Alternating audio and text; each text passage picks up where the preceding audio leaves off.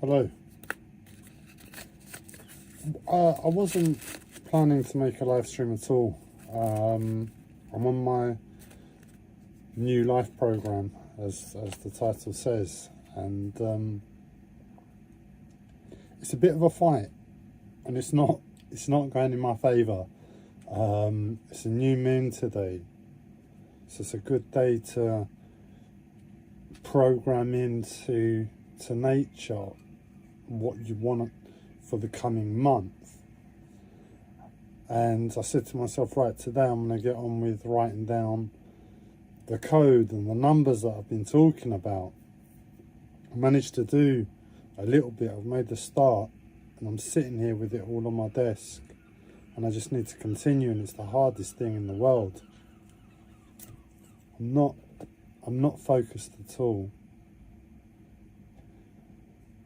and I'm really nervous. And I only get nervous when I normally get nervous when I make live streams. So I thought, why not put it on? Let's hear what the nerves have to say. And hopefully when I press end on this live stream, I'll be able to go and do some works, write them down finally. Fingers crossed.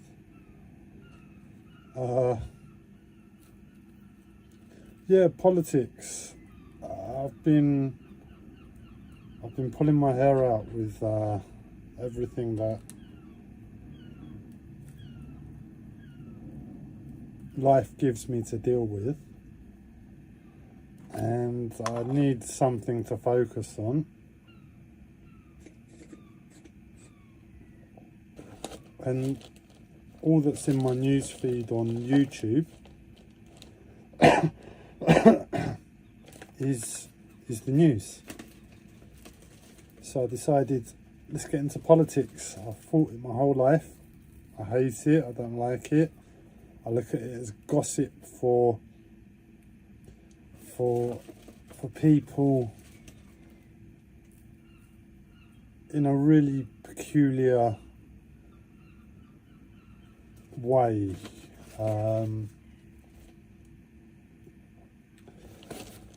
Politics means the affairs of the people, so you're always dealing with other people, and it's a bit like when you're dealing with other people and the person isn't there, you're talking behind their back, sort of thing, isn't it? So I'm not fond of politics. You always upset somebody. But what happened was I was watching, before I got in, said to myself, all right, let's get into this, let's find out what this mess is all about. I put on when Zelensky, the president of Ukraine, went to the White House and met Donald Trump. They didn't get on too well, and Trump chucked him out, and I sort of broke down. I couldn't understand how anybody could do that, how Donald Trump could treat President Zelensky like that when the man's been fighting a war for the last few years, hardened. It's arguable it's America's war as well. Zelensky's been fighting America's war, and all of a sudden Trump turns around and says, right, that's it, no more support, no more money, and in fact we want that money back. And obviously Zelensky wasn't too happy about it, and I couldn't figure out how anybody could treat another human being like that.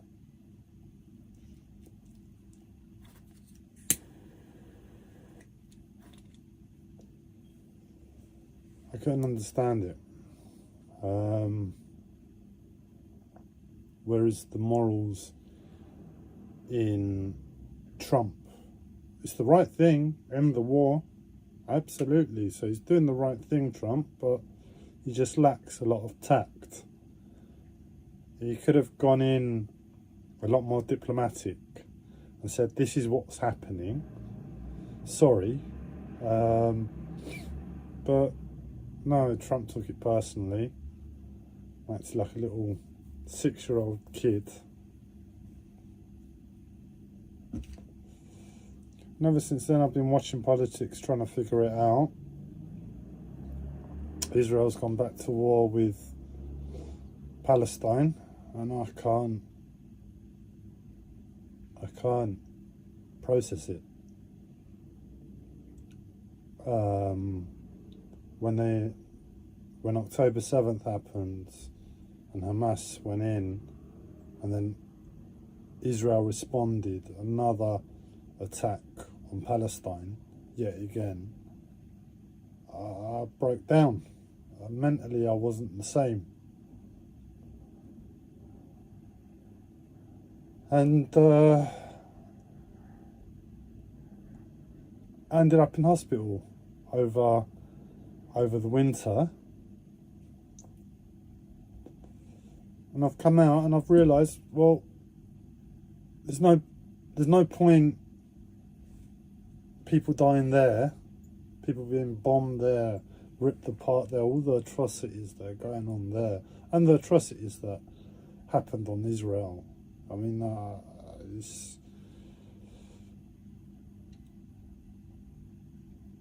there are atrocities.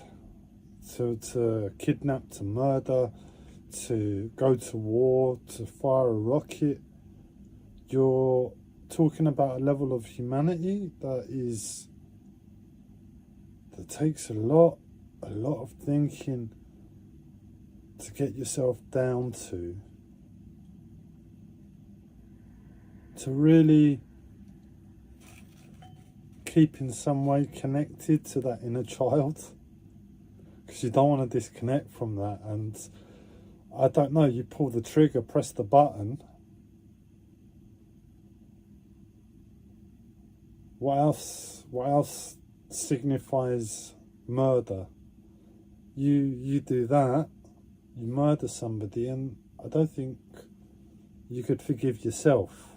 That's what it's about, forgiving yourself, not somebody else.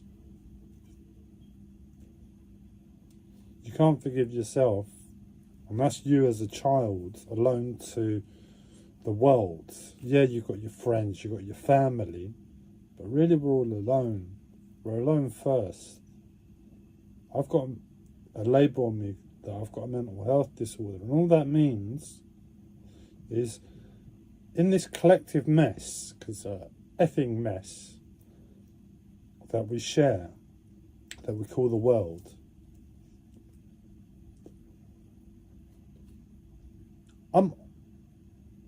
I have trouble with it. I have trouble interacting with it. In other words, thank God I don't live in a country where conscription is... Sorry, I've got an electric cupping machine I'm going to try and put on at the same time. Just help me sit upright a bit more.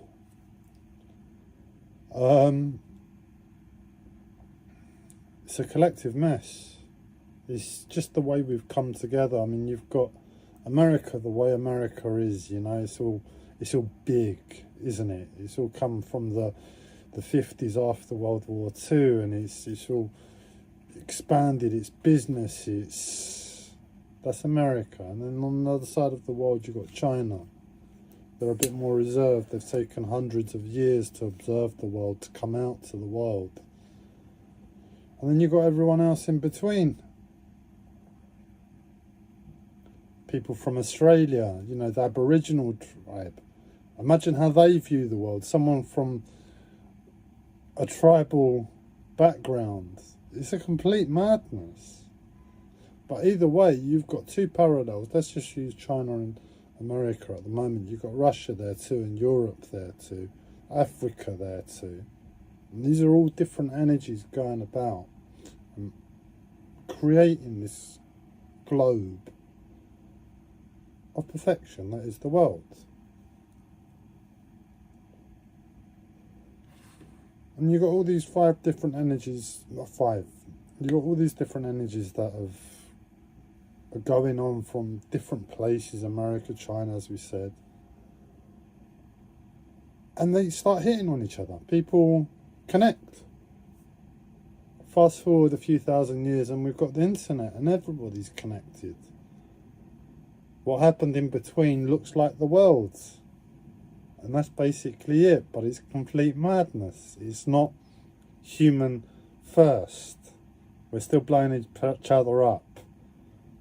The Department for War. Where's the Department for Peace, man?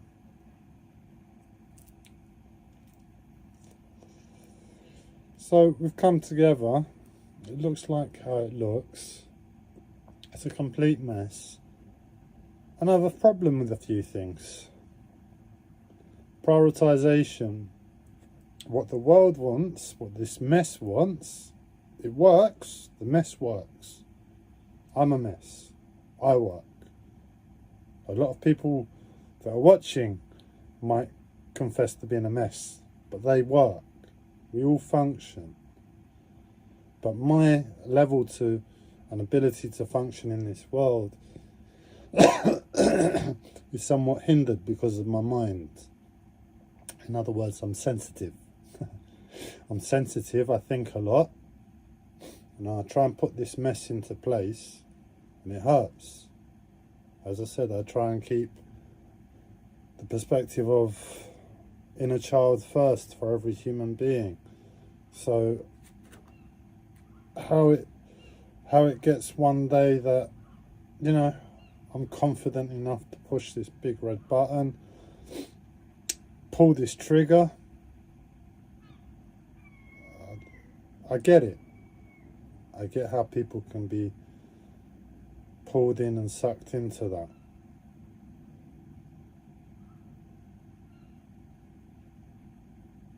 But either way, Israel invaded again. It's an invasion, man. They got troops on the ground.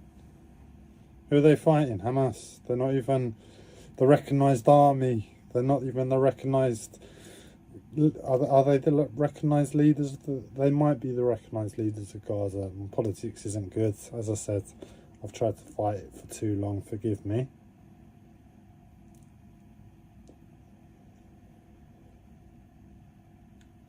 But yeah, I've just have to get on. I can't let it send me to hospital each time. What's the point? I've got to learn my lessons. So anyway, Trump went mad. I was totally confused.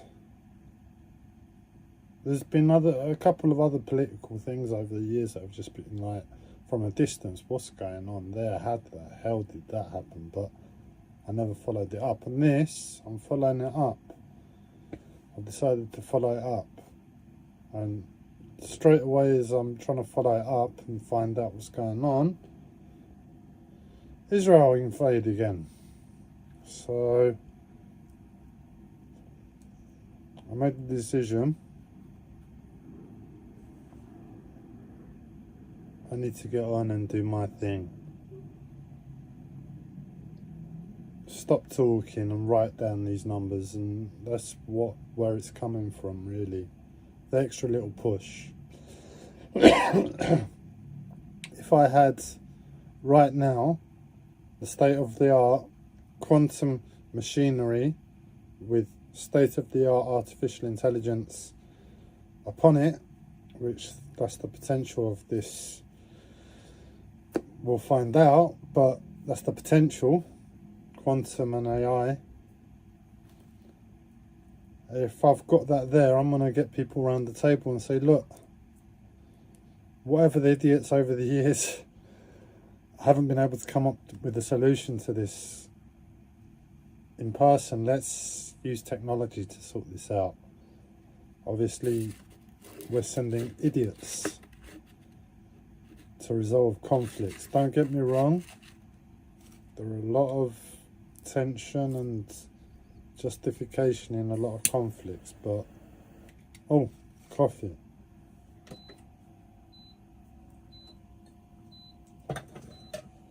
There are a lot of justification in conflicts, like reasons and considerations.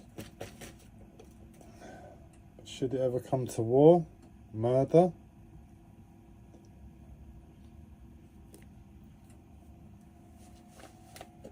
So, I mean, there are a lot of things we could go and have a little chat about now, but I don't want to get too down about things. I'm just trying to... Oh, made a mess.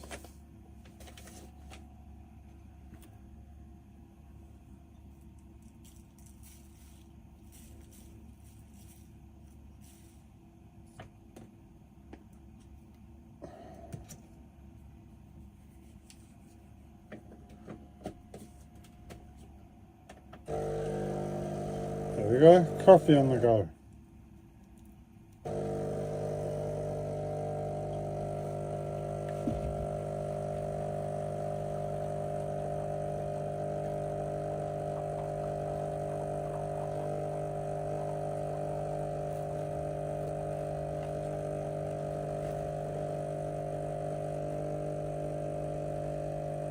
I mean, I talk about doing good with all the money.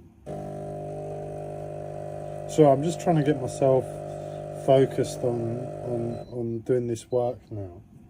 So that's what I'm chatting about. I mean, it would be good with all that money to do good in this world. That's what I'm planning to do with money I get. It will cost 330 billion or something to wipe out world's hunger. No more famine. No more. 330 billion. Elon Musk currently is worth about 330 billion. Israel killing people in fucking Palestine. Send someone, kill Elon, take his money, and everybody eats. Could you eat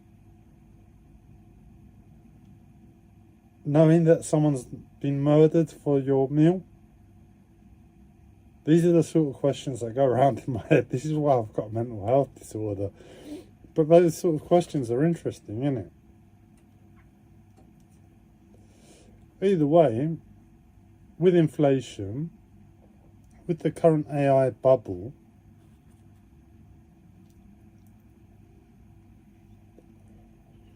I reckon it's a £1 trillion company, and it's all in my head. I haven't had to rely on anybody just yet. So if I can hold on to 50% of that £1 trillion company, what I'm saying is I'm hoping to make a lot of money with this. And I don't need a lot of money. I just enjoy my tobacco and my coffee. I need, iPads. I like iPads. And I have an iPhone. I could keep my budget quite low. Less than most of your average spend in the UK. And I'll probably do that, because what am I going to spend it on? A better iPad, a better iPhone? What luxuries do I need? I don't need it. I don't need much. So I'm not planning to spend much money with it for myself. I'm hoping to make myself feel good by doing good in the world. But at the same time, it'd be cool to have your own quantum computer loaded up with artificial intelligence operating system, wouldn't it? Sitting on your desk. Fast forward the expected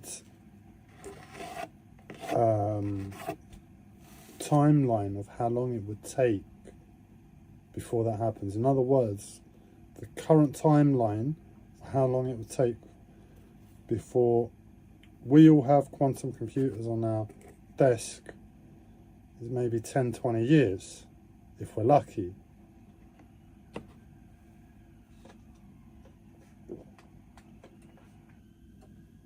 maybe 10, 20 years if we're lucky.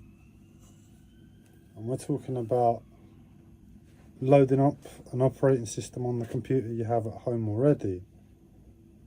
So we'll see, but it'd be cool. I've been thinking about the operating system, how it would look, what it would do.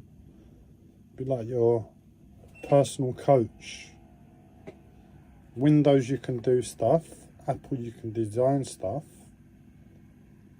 And this one hopefully will help you and heal you and organize for you. It'll be a reflection of you. It's insane anyway. The level of jump we're talking about is next level. It's like when the iPhone was released. There was nothing else like that around. That was a generational leap for technology. You could say Windows 95 or the birth of the internet, a generational leap in technology. This would be another one.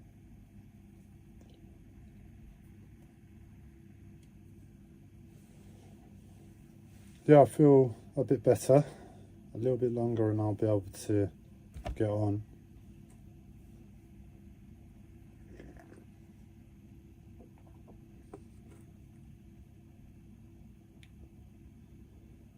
They reckon it's about £60,000, English pounds or dollars.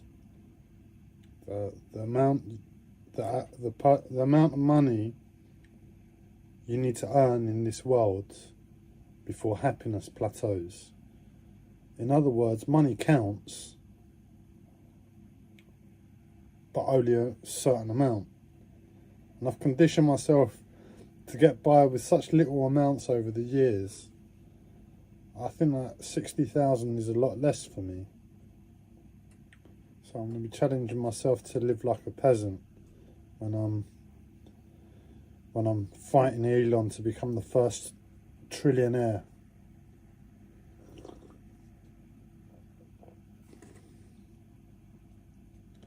I said I wouldn't talk myself up. I'd get on with it, but I can't get on with it at the moment. So I'm talking myself up a bit, but yeah, I'm committed. I know for my life, I discovered an artificial general intelligence code, and it's the same sort of thing, but I can't, for my life, well, I'm going to do my absolute best for my life and try and remember and figure it out. But either way, I've got the code, how I get it, and then I've just got to play around with it. But it could be like finding a needle in a haystack sort of thing. So yeah, just wish me luck. I'm doing it for Elon, so we don't murder Elon. There you go, Elon. I saw an opportunity to persuade the whole world to murder you and steal your money and use it to feed the poor. And instead I came along and did it for you and saved your life. Because you're in charge of Doge at the moment. You're a busy man, and I can forgive. I can forgive you purchasing Twitter for 44 billion. Despite so many mouths you could have fed with that money, man. What were you thinking? But, you know,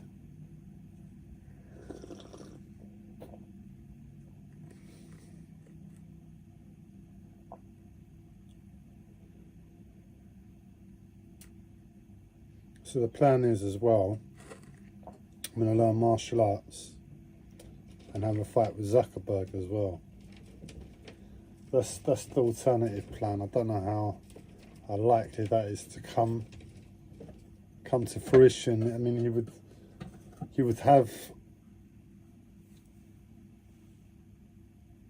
he would have a good head start on me. He's been training for a few years now. I haven't started. So we'll see if we can get that one made.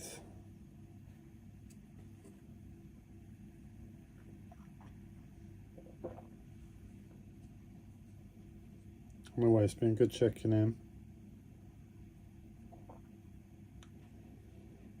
And